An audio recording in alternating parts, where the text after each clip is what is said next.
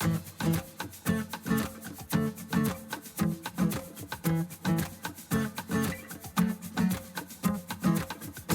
podcast is a quest for well-being, a quest for a meaningful life through the exploration of fundamental truth. Enlightening ideas, insights on physical, mental, and spiritual health. The inspiration is love. The aspiration is to awaken new ways of thinking that can lead us to a new way of being well. Welcome to Body, Mind, and Soul Healing Conversations.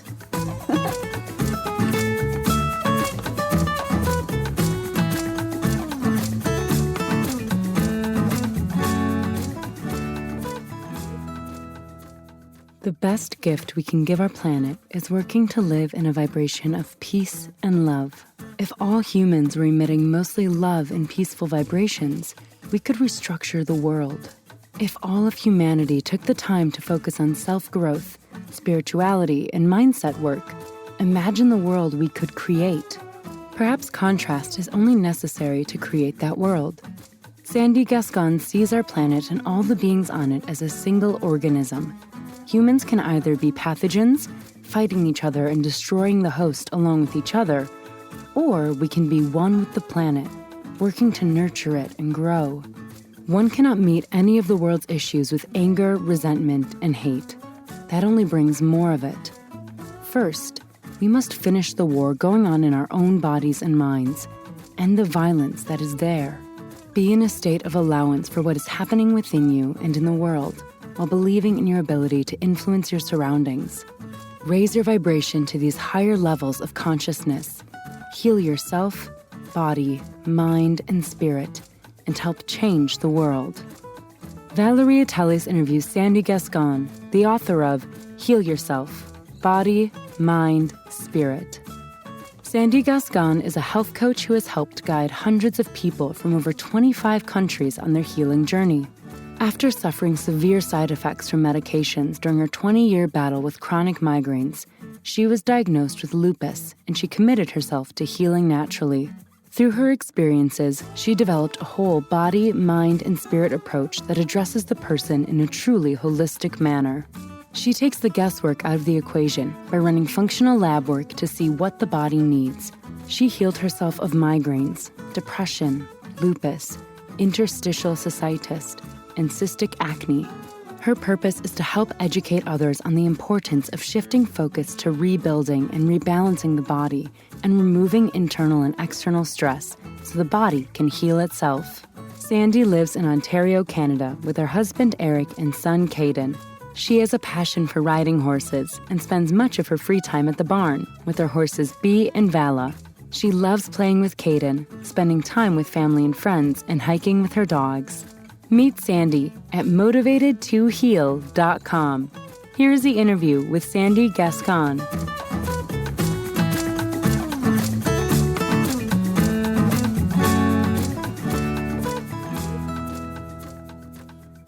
In your own words, who is Sandie Gascon? I am a mom. I am an equestrian. That's one of my biggest passions. And I am a healer. I help people on their healing journey. I don't do the healing. I help facilitate it. And I'm a signpost, pointing people in the right direction, teaching them tools that they need to heal their body, and guiding them along the way. And when you speak of healing in this way, that you don't do the healing, my question is, who does the healing, Sandie? It's the individual has to do the healing, and they have to be ready for it. I have a very holistic approach that involves running tests and using supplements, finding out what the body needs to heal. But at the end of the day, it still is a spiritual journey, and that has to be thought of, and not everybody is ready. It could be a seed that is planted, and when their spirit is ready to take those next steps, then they make leaps and bounds. And I wonder, what makes us ready and why does it take so long to be open to healing? Honestly, that is something that I'm always working on learning. What facilitates change in certain people? Why is it that some people, they take it and they just take flight, and other people, they're not ready? I've done a lot of work lately into developmental psychology and whether that plays a role, whether, it's more of a spiritual aspect. There's could be some emotional healing that needs to be done that some people just aren't ready to address. It's a quest that I'm on to understand more what makes people ready. And with that in mind, now might be a good time to talk about your own healing journey. And then that might shed some light. How did you become ready? Well, it was definitely a lot of steps of readiness, little steps, but I have experienced definitely a lot of pain in my life, a lot of symptoms. And it started when I was very young. When I was 7, I started having very debilitating migraines that persisted for 20 years. And then in 2009, after a very severe bout of food poisoning, I ended up being diagnosed with lupus. And still I was not ready. It took another year of being in a very deep depression, a very dark place. And it was really my dark night of the soul, many nights, 365 nights. But I found, for me, it was a podcast actually that just shifted my consciousness and taught me that I was really stuck in victim mentality.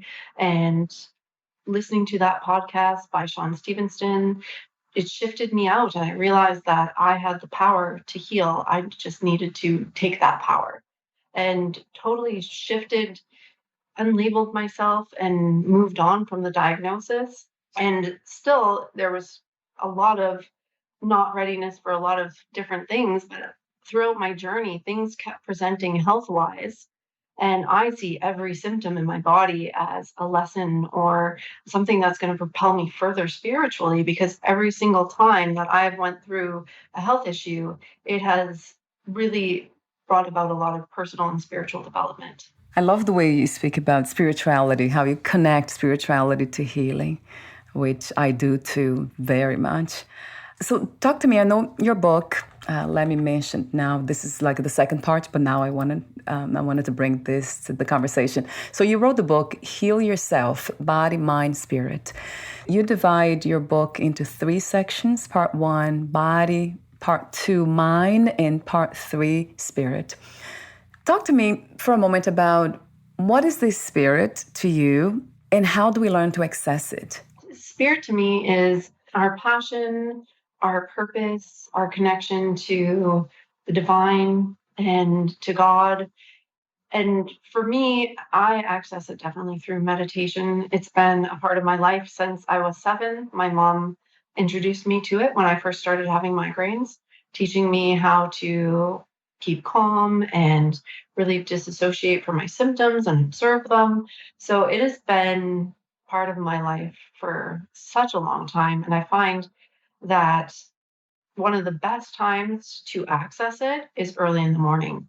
And oftentimes people are very resistant to not getting a good night's sleep. But my entire book was written between 3 and 5 Wow. a.m., just listening, laying there, listening peacefully. And had I been resistant to not sleeping, none of that would have come to me.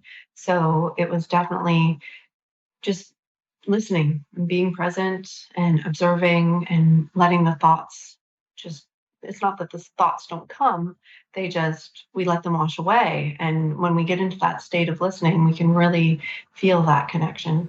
That makes me think about intuition. Is that what it is, Sandy, listening to our intuition? For me, I think our intuition is more of just a gut feeling, that connection that this is the right place for me to go, this is the right step for me to take. And it does come from being connected to source and being able to be in that peaceful state. So definitely a connection. Another question I have for you about healing is the misconceptions. What are some of the misconceptions we have about healing? from your perspective? From my perspective, it's definitely that we can just shut off a symptom and that it's okay to just shut off a symptom. And we see this in the pharmaceutical world. We see this in the natural world where, oh, I'm not sleeping. I want to take some passion flower or I want to take some valerian root. And we don't want to just turn off a symptom. We want to ask, why is the symptom there? And start digging deeper. What does the body need to heal? What imbalances and deficiencies are there? And then from a spiritual point of view, and what am I not addressing in my life? What am I not expressing in my life? Why am I not being true to myself? What changes do I need to make that I'm afraid to make? And there is all of this coming from a symptom. And if we just shut it off, it's like putting a sticker over a check engine light in our car. We're going to run into more issues down the line. You're right about when you say that's not just something that we do when it comes to conventional medicine, taking aspirin or taking medication. We do when it comes to natural medication too, natural medicine as well. So true. You made me reflect about that now. Because sometimes when I feel like I'm restless, something's happening, I take vitamin C. So that's my way of coping with that, trying to cover, the symptoms. Interesting. What are some of the signs that healing is taking place? How do we know when we are healed, if there is such a thing as a destination for healing?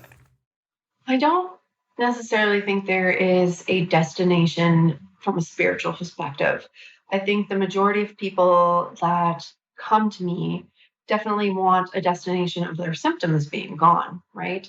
And it can be a struggle for them, especially in the beginning, because I am different than most practitioners. We're not trying to turn off the symptom. We are trying to run tests, see what the body needs, and give the body tools to heal. And the body's going to, in its own infinite wisdom, is going to heal what it wants to first and what it thinks is appropriate and most important. And it's often not what we think is most important. So for a lot of people, healing does mean coming to that place where they are symptom free. And personally, healing is something we do long term because we want to be including our emotional trauma into that healing. We want to be including our spiritual journey as a sense. We are here to heal and grow and learn throughout our entire journey. So it's much more lifelong. And I like to think of it that way, but not everybody is going to be ready for the spiritual aspect of healing and the mindset aspect of healing. And they are just looking for relief from their symptoms and getting their body to a place where they feel that it's functioning and it's feeling optimal. You mentioned briefly about what I would call the purpose of the human experience, to learn lessons, to grow, as so many people say. What would you call freedom, liberation? What would that look like? Freedom to me is being in total faith that no matter what happens in life, my being, I am okay. I am safe. And when we come to this realization that it doesn't matter where we are, what we're experiencing, how perceived bad, I don't love the word, but how we perceive it to be not good, when we get to that place of faith and peace, that is freedom. Wow. You use the word faith. So I usually use the word trust. Yeah, I have been questioning that too, because there's something in me that loves questioning everything. It might be the play of life. Just questioning life and dancing with it. What are we trusting? Faith in what? In oneself, in life itself, some higher being? Yeah, what's the source of that faith, Sandy?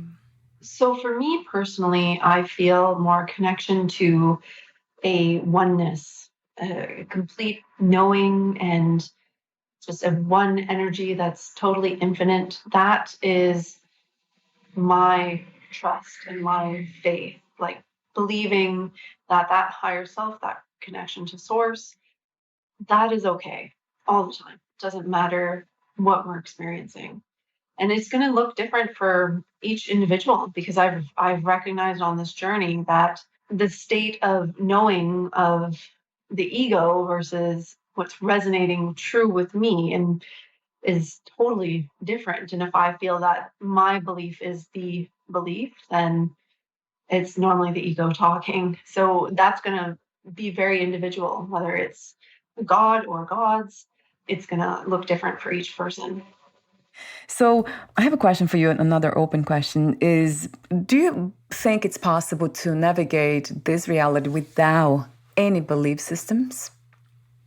I think definitely can we navigate it? Yes. Like there are a lot of people who come here and that is their experience to just be unconscious, to not have any belief systems. And I believe we chose to come here and experience certain things. And we're all still equally important, and every journey is equally important. And there is no one that is better or worse. It's just we come here to experience, and different individuals are at different stages of their spiritual growth. And, there's a lot of wise beings who may feel and seem very unconscious, and they're here to teach some really deep lessons.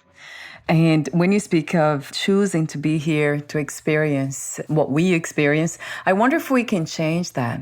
Can we somehow take a different direction when it comes to experiences and choose something else while in a human body? Definitely. I think we have that ability to choose and change and grow at any point. Like I can look back at the majority of my life being very deeply unconscious, very much in victim mentality, blaming the world and outside circumstances. And the outside circumstances needed to be a specific way for me to be happy and feel good. And that shift can come anytime. And that goes back to what we were talking about earlier, is what makes somebody ready to make that shift. And it's, to me, is one of the great questions. In your book, you talk about, I think this is the description of your book, you mentioned right from the get-go, you say, the body wants to return to balance. So this is a very powerful statement that I have heard before. There's a lot of, there's something to do with balance or harmony, as I like that word too. So what are the signs of harmony, of balance within the body? Would you say relaxation, calm? Or there are other signs aside from illnesses and disease? Yeah, well, and that's relaxation and calmness is the first stage in healing, because when we're in a state of fear and panic or go, go, go, we're not going to be doing very much healing in general, because from a scientific perspective, we're in a state of fight or flight, and the body is actually breaking down its resources to tackle what we're going through. And that can happen just from a thought. I've seen people go into full blown histamine reactions due to a thought. And when we get ourselves into a state of calmness and peace, it doesn't have to be joy, but that calmness and peace is really that healing state. If we can go to higher vibrations of love and joy and excitement, then that helps the body even more. But it's definitely the first step, is really working on calmness and peace. Right. And then the signs of balance, then what would that be? Really being free from illnesses and disease, or? Definitely, you're going to see a reduction of symptoms. You're going to see heightened energy, but not a frantic energy. It's a energy that's coming from a place of calmness. It's like strength, but very peaceful. And the ability to get up and go about your day in a peaceful place, but having that energy to do it and function. What do you love most about being in a human body? I love being a mom.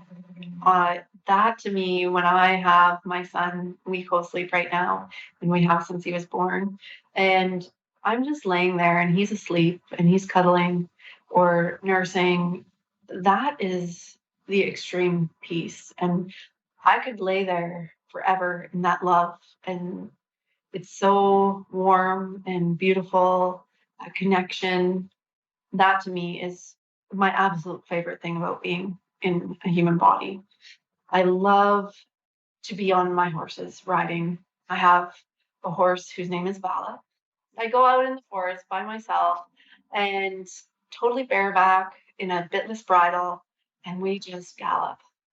And it is so freeing. You become one with your horse, and it's a very amazing experience. That sounds like it, very much like. I have heard a lot about horses. I interviewed somebody that's what she does. She heals through the energies of horses, their messages, and oh yes, she's on a farm too, and that was so interesting to hear all about horses that I in a way that I never heard before. It's almost like they have as much wisdom as we do, or Oh, even yes. beyond, beyond Yes. some of I us. honestly believe they can read our minds. It is truly, when you have a connection with a horse, it is a healing experience. And it's probably why you'll find me at the farm almost every morning. I have been thinking, I write about love, I talk a lot about love, and I ask a lot of questions about love. And lately I have been thinking about love in a way of attachment. Is it love something that we as human have learned to describe through the lens of our attachments or the things we like? I love, and I love attachment. The developmental theory, Dr. Gordon Neufeld's work into attachment. I think, yes, when we're very instinctual, like attachment is very, very instinctual. And there is a huge, what we call love is due to attachment. I think as we evolve spiritually, that love really deepens to feeling a connection and a love to everyone, to everything. And it becomes more of a divine love versus a human love, which can be very much just based on what our attachments are. Right. Oh, wow. So actually, it's possible in a way from what you're saying, if I understand your perspective, is that we learn to love through our attachments and then we expand that love into unconditional love, per se. Loving everything. Is it possible really to do that? Love unconditionally, even the things that we despise, the things that we are not attached to them at all, as, violence and hatred and so many other things. Is it possible to do that? I love the idea of unconditional love, though, because this is what life, to me, it's all about. It's both the what we call good and bad, the Yeah. experience of both. Yeah, I find myself, I've been doing a lot of study into the Course in Miracles, and I find myself feeling it more often, where even though somebody has a totally different viewpoint, the love and the compassion is there, and the empathy, feeling that connection and that oneness has started to grow in me more so this year than any other time in my life. And it's been through a lot of study into A Course in Miracles, finding that connection and that love and that ultimate forgiveness, and recognizing that things aren't always what we see them to be. We could perceive an event to be very terrible, and it is something that is going to spur awakening within us or on a global scale. So true. So it is something that's interesting how you are reading, or it's coming from knowledge first. That has been my experience too. Not first, because first, I think, as you said, is attachments, that warmth, sense of belonging, and then kind of expanding with the mind. That's interesting that we use the mind for that. And then at some point, it might go back to the heart where we are open to everything as it is. It seems to me, and that might be the journey. So, again, you wrote the book, Heal Yourself, Body, Mind, Spirit. Talk to me about the main inspiration and the intention of writing your book, Sandy. It started out in January of 2020, and it began as I wanted to take my entire healing program and put it in a book, because as one person, I'm only able to work with so many people as a coach. And I did some delving into group programs, and I wasn't able to dedicate that time. So I wanted to take everything that I had learned on my journey, healing myself, and put it into a book. And everything just flowed out in that first month. And then a lot of fear and self sabotage kicked in, and I actually stopped writing for a month and a half. And then in March, as I was laying awake, that's when the idea came to write about the meditations that I have been doing since I was 7 years old. And I decided I wanted to share those with the world. And when I finished, it was only 30,000 words, and I was told that was not enough. So I'm like, all right, I'm going to share everything that I have learned about mindset training. And that's more so the personal growth versus the spiritual growth, learning tools to help us achieve our goals. And so I started writing that, and the words flowed out. And I still had that block towards sharing the health aspect, the science aspect. And when I had written 60,000 words, I was like, there is no turning back. We're going to combine this entire book, and I'm just going to share all the knowledge that I have been accumulating over the years in these three aspects of healing and really tie them together so that I can reach as many people as possible. What a wonderful work. It has been a joy to read your book. So much to learn. It's very generous and comprehensive. So embrace yourself. Whoever's wanted to read, I have to go back to it though. There's so much information there, healing information. So another question I have for you that relates to what you do in your book in a minute, and I'll be asking more questions. You are a health coach. What is like to work with you, Sandie? Online, offline, one-on-one? Yeah, so right now I have two coaching packages available. I have my ultimate package, which includes coaching sessions, and then I have my basic package, which is just online support. So I found that offering unlimited tech support where people have the ability to connect with me pretty much anytime enables them to get quick course corrections on their journey, whether it's supplements or whether it's getting help or feedback with a mindset aspect or some part of their spiritual growth.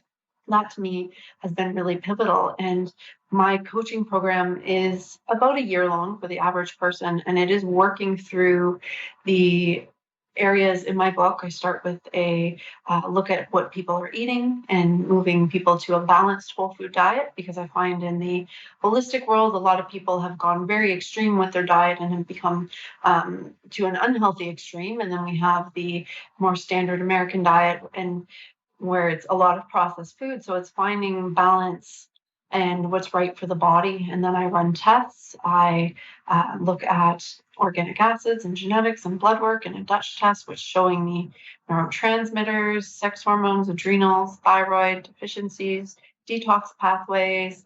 And it gives me really good foundation support for the body. And then we move on to working on gut and heavy metals. And right off the get go in my program, I do encourage people to delve into the mindset and the spiritual aspect of healing. But I've definitely learned on my journey that that is very individual. And some people make a very instant consciousness shift when they start getting into the mindset course that I provide. And now my book is very in depth into the mindset and the spirituality aspect of healing. And some people make an instant shift, and other people it does take longer. And it's just accepting that each person is at that different stage. Yeah, that's something that's a very interesting component of your work, the law of attraction, the mind. I love this idea of working with thoughts, understanding self-awareness, understanding our thought patterns. So talk to me for a moment about the law of attraction, how you integrate that, and also something that you call wealth consciousness that I haven't heard. I heard about, I think only one of my guests talked about wealth consciousness. Yeah. So with the laws of attraction, it's just realizing that what we focus on, we are going to get more of. So if we are focused on being sick and focused on our symptoms, we're probably going to be sick and have more symptoms. And if we can shift focus to seeing our body healthy, focus on healing, changing our language, it comes through the laws of attraction, which has a lot to do.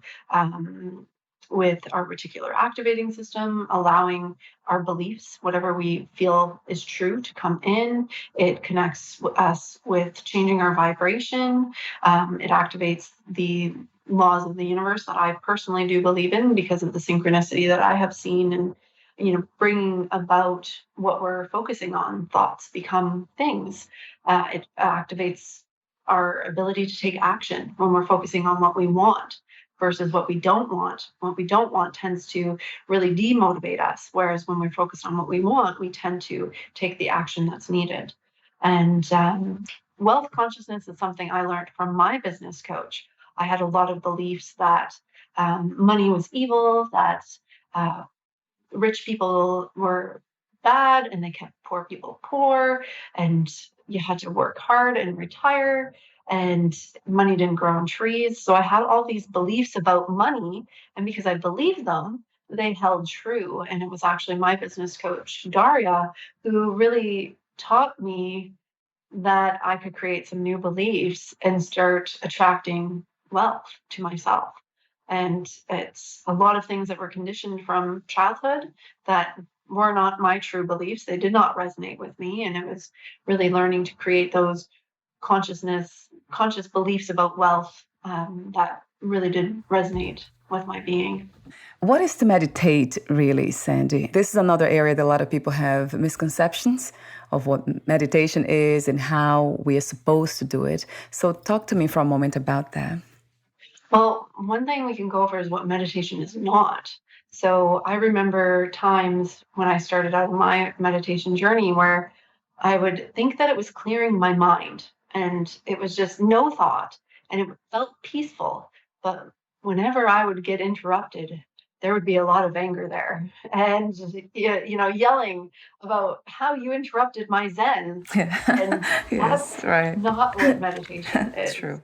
To me, meditation is becoming the observer, taking a step back into almost our higher self, that higher perspective, and just watching and listening, feeling what the body is doing, observing it, observing our thoughts, observing our surroundings, observing nature, and finding that place of peace where the interruption can come in and the peace can come out of the meditation. Thank you so much, Sandy, for what you do, how you do it, your work, healing work. It's just something that I hold in high regard for some reason. They're known to me, of course. I needed healing for so long, and I know how important it is to be open to it. So thank you for being you. And I do have a few more questions, the ending questions. Would you like to add anything else or read a passage in your book?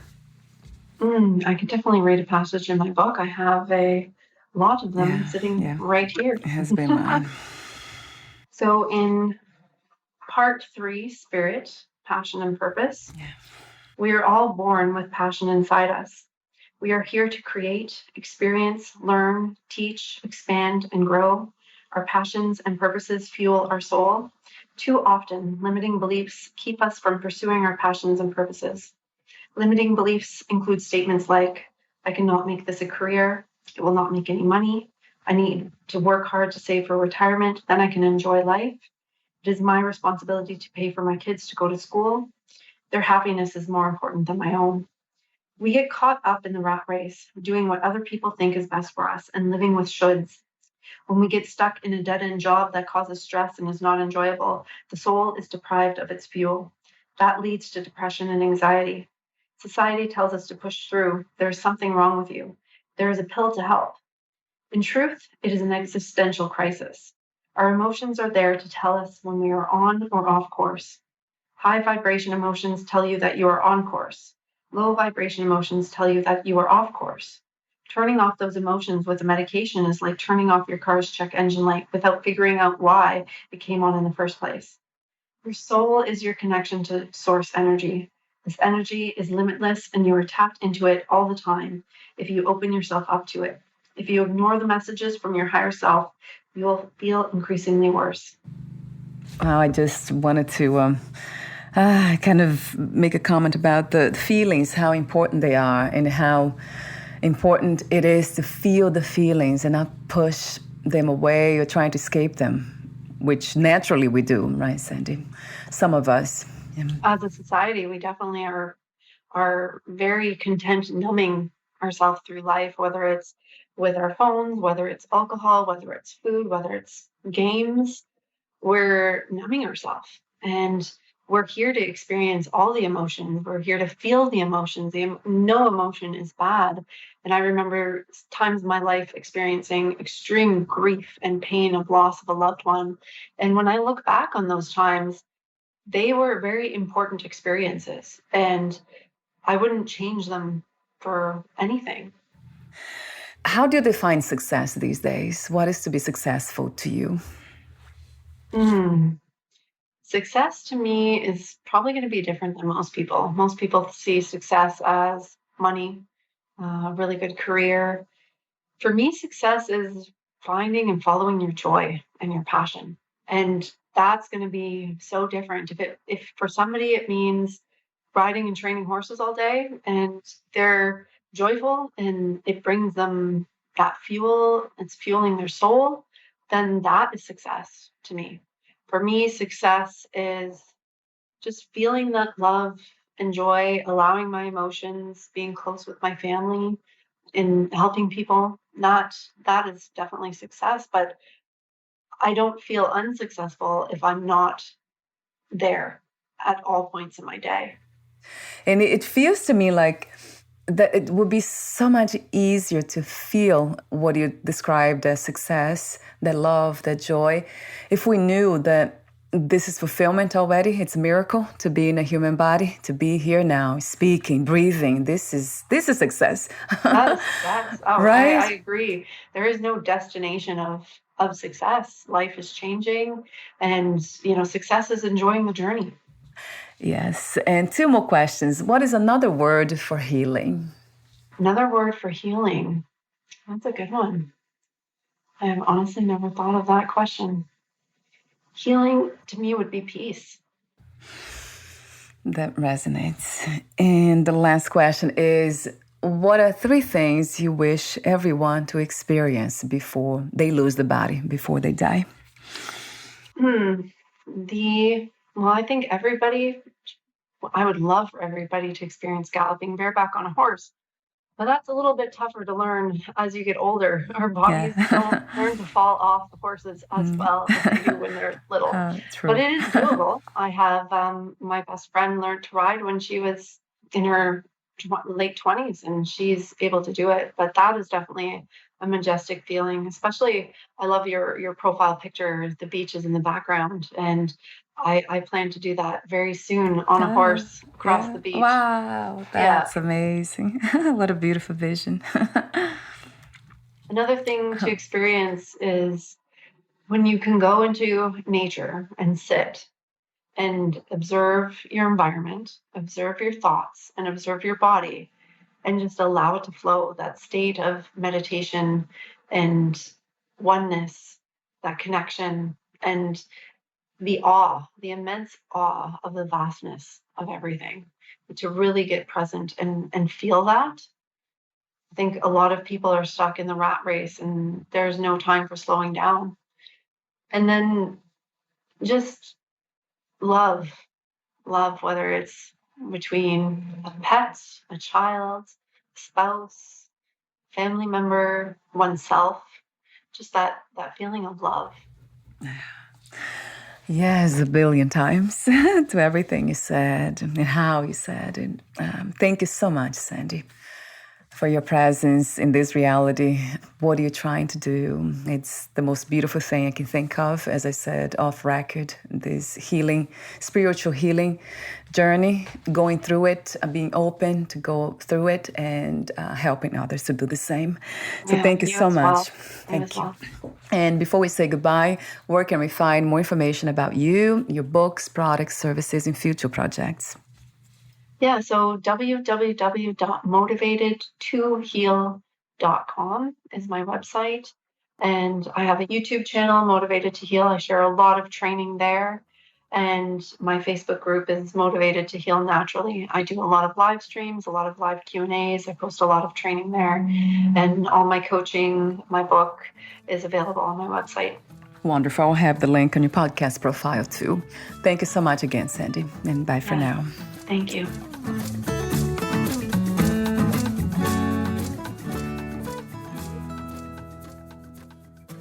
Thank you for listening. To learn more about Sandie Gascon and her work, please visit motivatedtoheal.com.